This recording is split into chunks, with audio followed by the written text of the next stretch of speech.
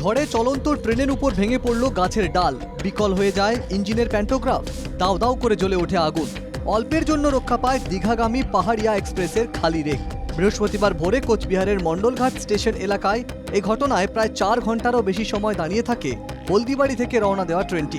ফলে একের পর এক স্টেশনে দাঁড়িয়ে পড়ে বামনহাট এক্সপ্রেস, বালুরঘাট এক্সপ্রেস সহ লোকাল ট্রেন।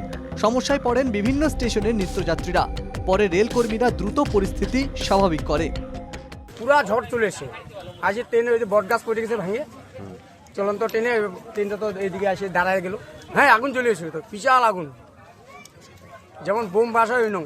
কোন জায়গায় আগুনটা ছিল? মানে ইঞ্জিন? ওই ইঞ্জিনের উপরে ওই যে ইন্টারটা ছিল ওইখানে। ট্রেনটা কি চলন্ত অবস্থা ছিল? হ্যাঁ, ট্রেনটা তখন এখানে এসে দাঁড়ায় গেছে। বৃহস্পতিবার ভোরে ঝড়ে বিধ্বস্ত জলপাইগুড়ি, এখানেও ট্রেন চলাচলে বিঘ্ন ঘটে, নাজেহাল হতে হয় যাত্রীদের।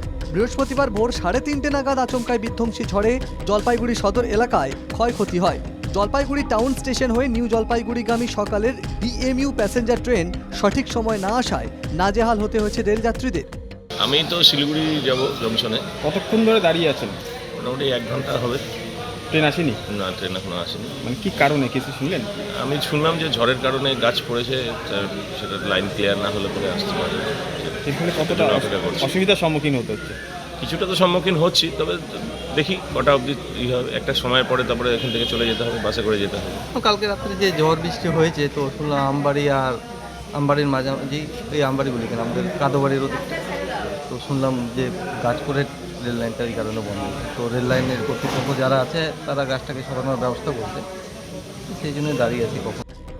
আবহাওয়া দপ্তরের পূর্বাভাস, আগামী মঙ্গলবার পর্যন্ত উত্তরবঙ্গের 5 জেলায় বৃষ্টি চলবে। শুক্র, শনি, রবি এই 3 দিন অতি ভারী বৃষ্টি হবে জলপাইগুড়ি, আলিপুরদুয়ার এবং কোচবিহারের কিছু অংশে। কোচবিহার থেকে বিপ্লব দত্ত এবং জলপাইগুড়ি থেকে পরিতোষ রায় রিপোর্ট, NKTV বাংলা।